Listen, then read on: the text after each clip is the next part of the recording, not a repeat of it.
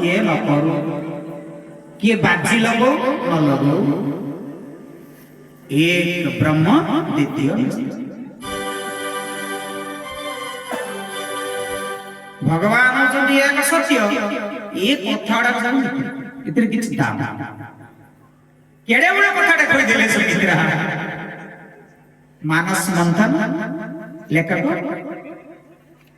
राम किंकर दास उपाध्याय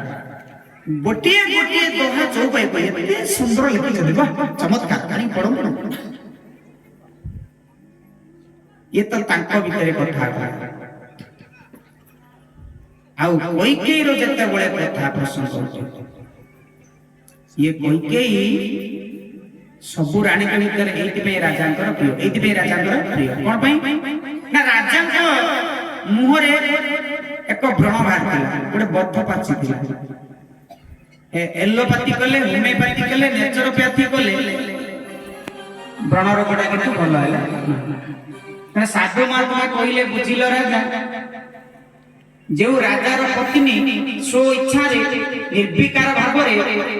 ये व्रण भर समस्त पूज रक्त को शोषिकी खाईदेव निज भर को नहीं नब तेबे रोगटा भल कौशल्या किंतु निज मुहरे से व्रण भर पूज को टाणी रखिले ना सुमित्रा टाणी कोइकेई किंतु तांको व्रण को मुखरे चुसी चुसी रक्त को चुसी भल करथिले आपण को या दर्शन कोन यार दर्शन होची कोइकेई अत्यंत हस्त मैथुन प्रेम द्वारा दशरथ को भल करथिले तमाने जे देह को शरीर को भल पाए ताकू जते कदर्य काम दियो से करिबा पई राजी अछि अन्य अर्थ स्वामी तांकर जीवन बोली भाबी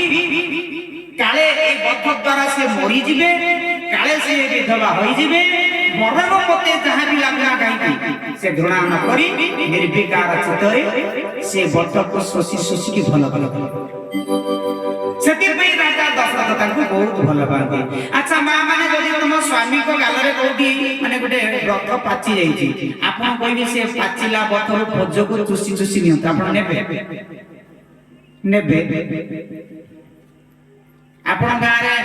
माने एमती का अछंती दिली भाई के लोक चुसी नेला एबा हमरा त ना दे आपण माने कोडे से